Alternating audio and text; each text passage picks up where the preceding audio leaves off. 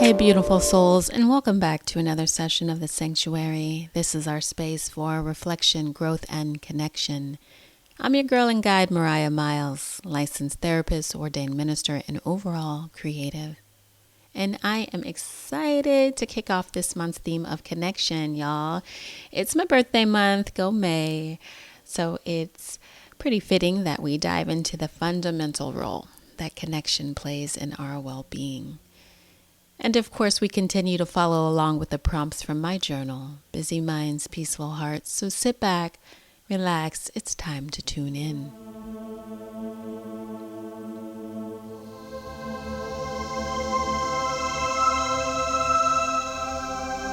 Connection is more than just that woo-woo buzzword. At least for me it is. It's that essential aspect of our emotional health, right? Whether it's our relationship with ourselves, others, or the world around us. Connection, it fosters a sense of belonging, a sense of purpose. So today I want to explore what true connection means, how it influences our emotional health, and why nurturing these connections as we do is so vital for our personal growth. But first I want to begin with this month's quote. We are all made of stardust, and we are all interconnected. What does that even mean? It got me thinking, though. It's a quote that I've, sat with many times. But something about this quote, we are all made of stardust, and we are all interconnected. It has this beautiful reminder of our place in the universe. You know what I mean? Our shared essence of all life. But what does it really mean, though? I think that at its core, it's an idea that suggests that the elements that make up our physical bodies, like carbon, oxygen, nitrogen, they're forged in the hearts of stars billions of years ago. When those stars went supernova, right? They exploded, scattering these elements across the cosmos, which eventually would become planets, including Earth. So in a way, we quite literally carry the remnants of stars within us. It's pretty magical, pretty mystical. But this concept comes from both science and philosophy. It's not just my woo-woo. And from that scientific perspective, the astrophysicists have shown us that these building blocks of life really did originate in the stars. And this realization connects us to the universe in such a profound way. It emphasizes that we're not just isolated beings. We're so much larger, right? We're part of this much bigger cosmic tapestry. And the thing I love about this is it's not just science, but science is helpful. But philosophically, it really speaks to our interconnectedness, not just with the cosmos, but with each other and with the environment. And when we realize we share this stardust, this connection, I think it fosters a sense of unity and belonging. And maybe we don't look at it like that, but we see it in so many different ways. And this is just another example of how we're all part of that same story, experiencing life together on this very small blue planet. So maybe the next time you look up at the night sky, you might remember that you're not just gazing at the stars, but you're looking at maybe your cosmic relatives, or how my elders put it, our ancestors. This month's affirmation is, I nurture meaningful connections and celebrate the relationships that uplift me. I invite you to say this with me together, just to really integrate. I nurture meaningful connections and celebrate the relationships that uplift me.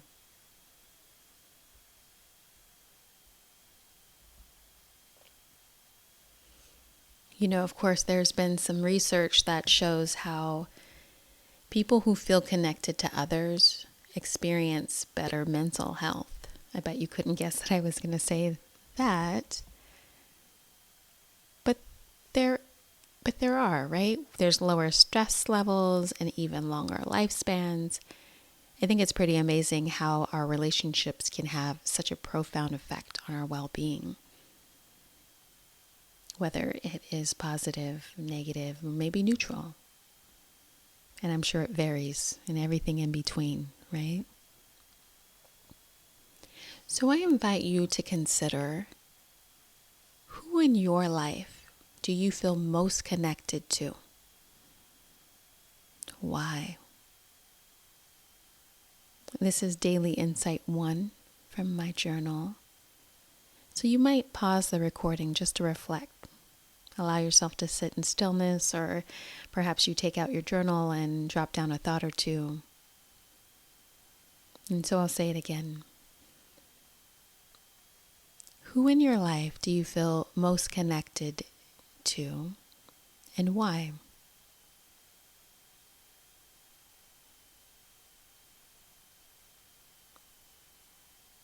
And perhaps you take it one step further and consider, maybe think about a time when you felt truly connected.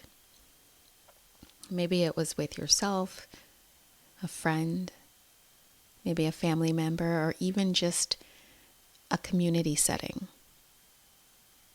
But that sense of belonging that can bring joy and comfort, you know what I mean? Especially during the tough times. It's like our safety net. You know, there are people who support you, which makes navigating life's challenges a little bit easier. So who's got you like that? When was there a time where you felt like, okay, this person's got me? So yeah, hit that pause button. Sit in reflection for a moment. Come back to me.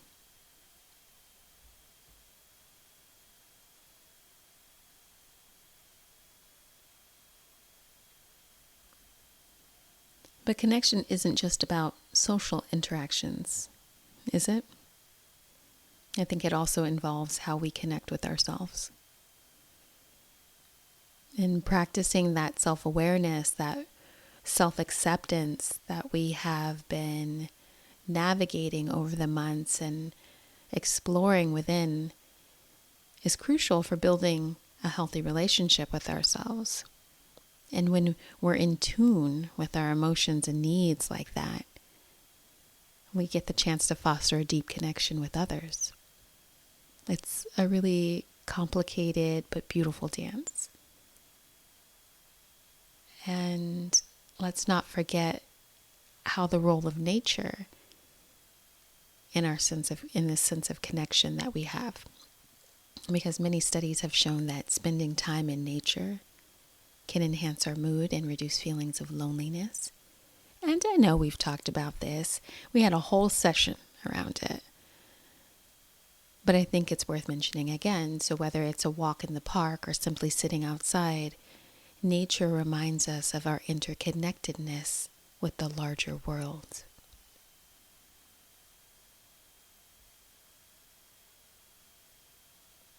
So how does connection influence our emotional health?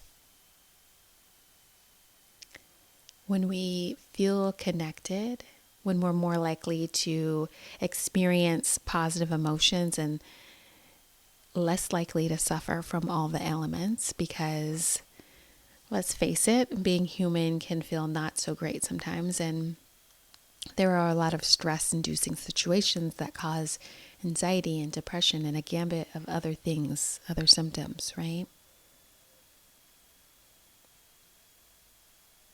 In relationships, open communication and vulnerability can deepen those connections,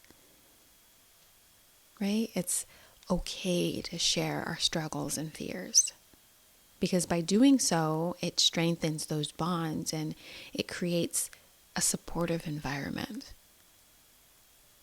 But not all of us grew up being modeled how to do that. And so we're learning or having to reteach ourselves, reparent ourselves to be able to have the capacity to do that. And remember, vulnerability isn't a weakness. It is a very big strength because it allows us to foster intimacy and trust. But on the flip side, when we isolate ourselves or feel disconnected, it can really lead to feelings of loneliness and despair.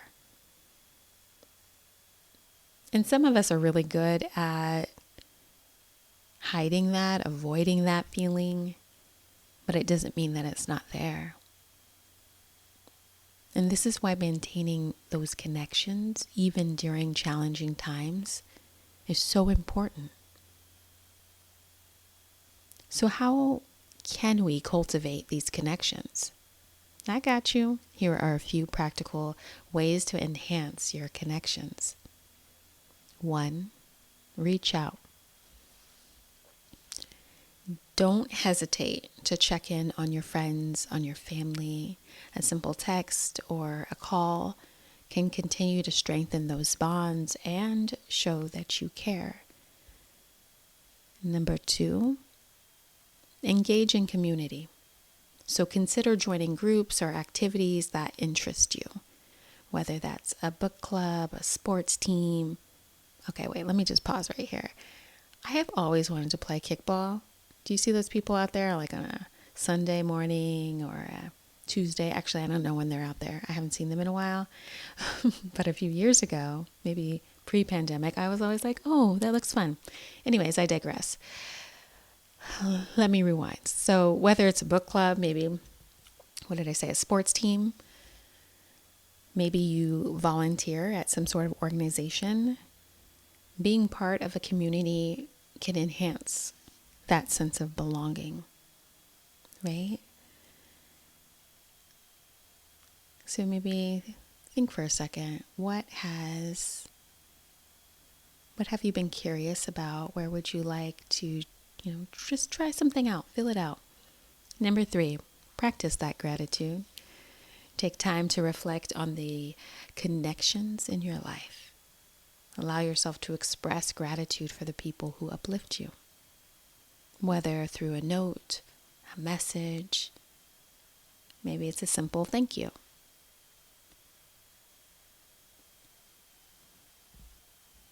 And number 4, be vulnerable. Allow yourself to share your thoughts and feelings with trusted individuals, because opening up can create a safe enough space for others to do the same, right? Because we can model that. We have to be brave enough,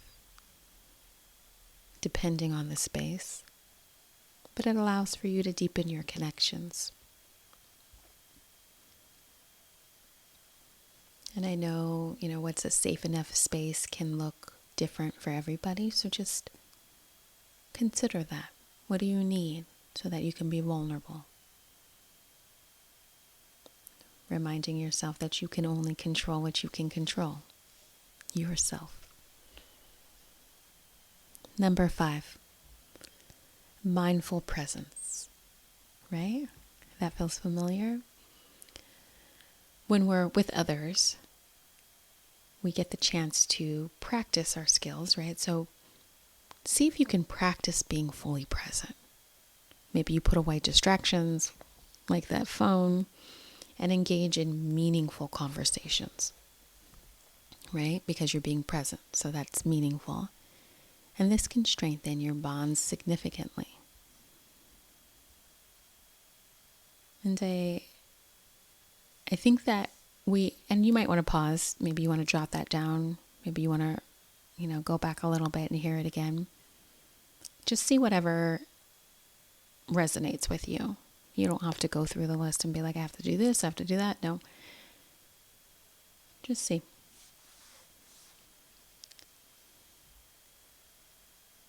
I think that we often hear that connection is essential for our well-being. I think I quite literally said it earlier at the start. Those exact words, maybe. But sometimes we get so caught up in our heads when it comes to actually forming those connections. Have you ever found yourself kind of hesitating to reach out to someone? Maybe you were overthinking every possible scenario. Maybe you worried about whether they'd reciprocated or if you'd come across as awkward, right? That mental chatter. It can really get in the way of forming meaningful connections. So why do we do it? I think that we maybe can't. Well, maybe we just don't recognize that we are doing it. And so first, bringing the awareness to what's happening. So how do we get out of our own way? Because when the mental chatter is there, we are blocking our blessings. So let's get out of our own way. And I think that one strategy is to practice mindfulness. When you notice those anxious thoughts creeping in, maybe you take a moment to pause and just breathe. Or what I like to tell my clients is pause and acknowledge the fact that, oh man, that thing's happening again. Or, oh cool, that thing that I do is happening again. Can I notice it, right? Because you're growing your self-awareness. So this internal game we're playing with ourselves, can we notice when we're going back into our habitual patterns? And so just allow yourself to ground, practice some of your tools, to get present so that it can really help you shift that focus from fear to curiosity, right? Because when we're getting in our own way, that mental chatter, that's fear.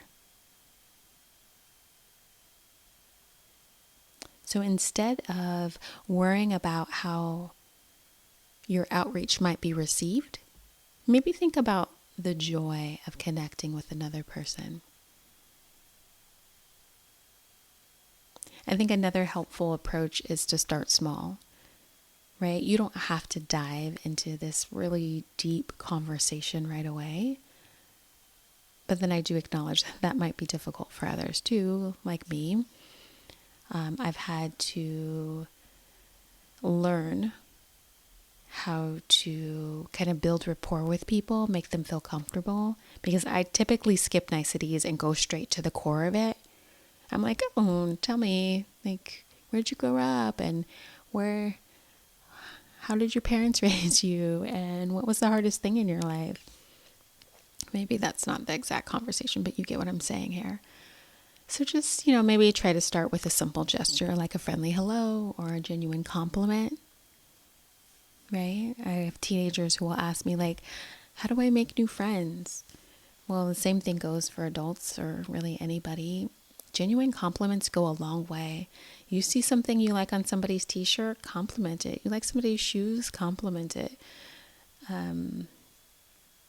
Just anything to create that connection, right? You don't have to try so hard. Let it be authentic. And that can really open the door to connection without feeling overwhelmed. I think the other key element is to be curious, because we might be curious, like, how do we know when others want to reciprocate that connection, right? We might want to connect with somebody but we're uncertain. And it often comes down to nonverbal cues. So you got to pay attention to body language. Ask yourself, are they making eye contact? Are they smiling? Are they leaning in when I'm talking? Like, be curious. And these signs can really indicate a sense of openness, a sense of interest. Kind of read the energy, right? And additionally, active listening. It goes a long way. So if someone's engaging with your conversation, you'll know because maybe they're asking questions or maybe they share their own experiences. I think that that's a good sign that they're open to connecting. But sometimes people are waiting for the right moment just to open up, right? That safe enough space. And your willingness to initiate that can continue to allow them to be vulnerable and start to trust you. And speaking of being vulnerable, I think that, lastly, remember that piece. Vulnerability is a two-way street. So if you extend an invitation to connect, be open to the possibility that not everyone is going to want to do that right away. And that's okay. You're going to have to be good and get comfortable with being uncomfortable. When you put yourself out there, it sometimes doesn't feel fun. And not every interaction is going to lead to this deep, meaningful bond. But that's part of the process. We're building skills, and the only way for us to get better at the skills is if we practice them. So let's take a breath together as we breathe in through the nose. Maybe open your mouth and sigh it out.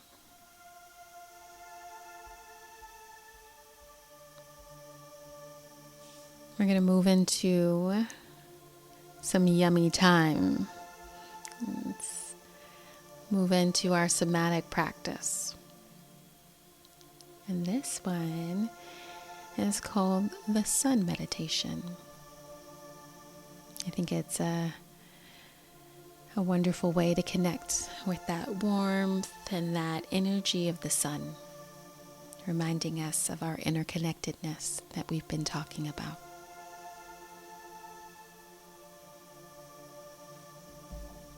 So I invite you to find a comfortable seat. Whether you're on a chair or sitting cross-legged on the floor. Once you're settled, I invite you to gently close your eyes and take a few deep breaths, allowing yourself to inhale through your nose and exhale slowly through your mouth.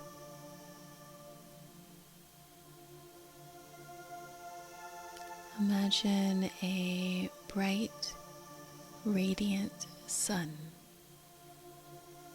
shining above you.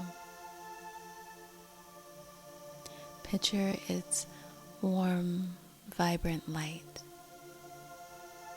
spreading across the sky. And with each inhale, envision yourself reaching up towards that sun, extending your hands. And you can physically do this, extending your hands up towards the sky, inviting its energy into your space. Just inhaling, continuing to use your imagination, drawing that warm golden light down towards your body.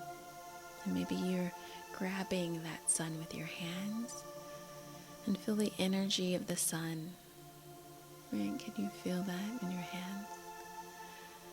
And as you Feel the energy of the sun flowing towards you, filling you with warmth and vitality. And with each exhale, imagine the sunlight cascading down over you like a soft, warm blanket. Allow this light to envelop your head, your shoulders, your arms, spreading warmth and comfort throughout your body.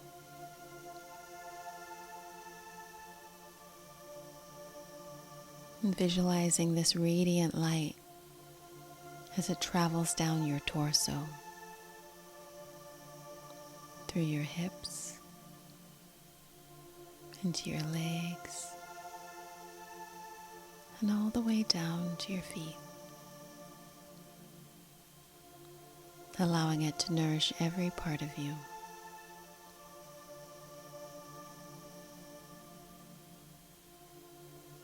I invite you to spend some moments in this state, allowing yourself just to breathe deeply, allowing yourself to absorb the warmth of the sun.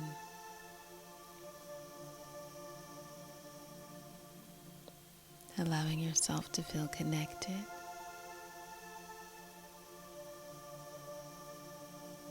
Just noticing what it feels like. How does the sun's energy nourish you?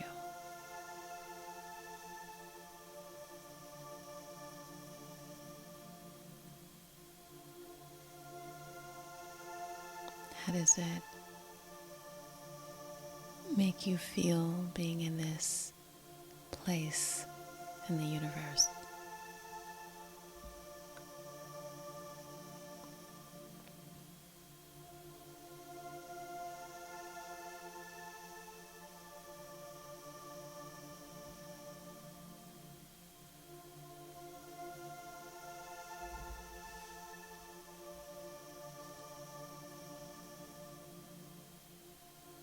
Keep tuning into your breathing, tuning into the light.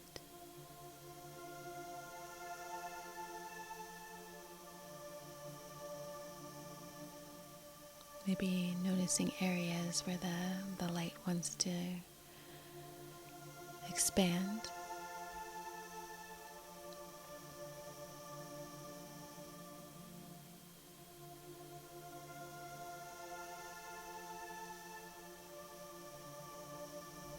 And when you're ready, gently bringing your awareness back to the room.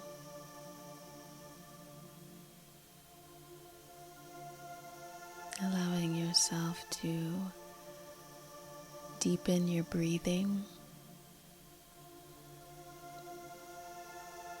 Feeling the weight of your body again. And gently wiggling your fingers and your toes. And gently opening your eyes and taking a moment to notice how you feel.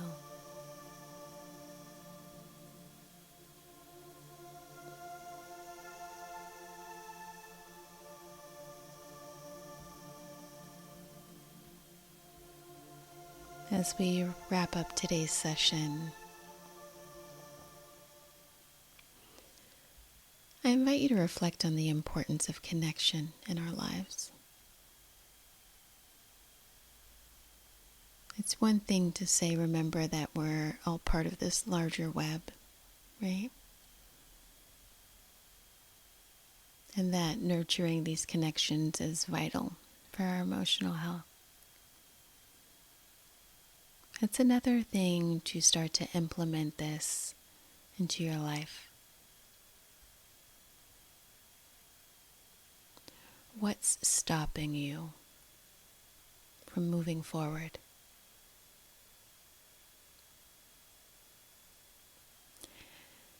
I challenge you to take a moment this week to strengthen a connection, whether it's with yourself, a friend, nature. But allow yourself to embrace the beauty of this interconnectedness. And remember that you're never truly alone.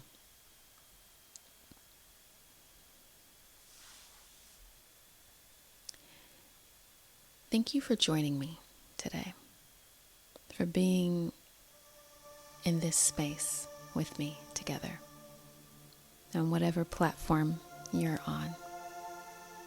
I hope this session inspires you to cultivate meaningful connections in your life.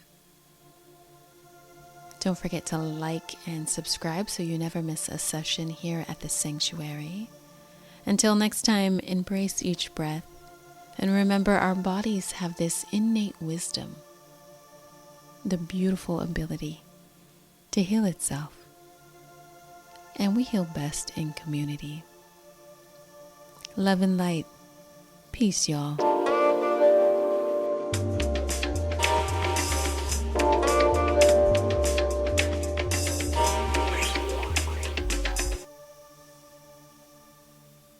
While this podcast may feel like a therapeutic conversation, it is important to note that it is not a substitute for professional therapy or mental health.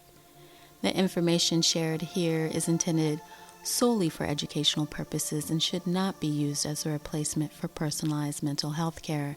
Although I am a therapist, I'm not acting as your therapist in this setting. If you are in need of support, please reach out to a qualified mental health professional.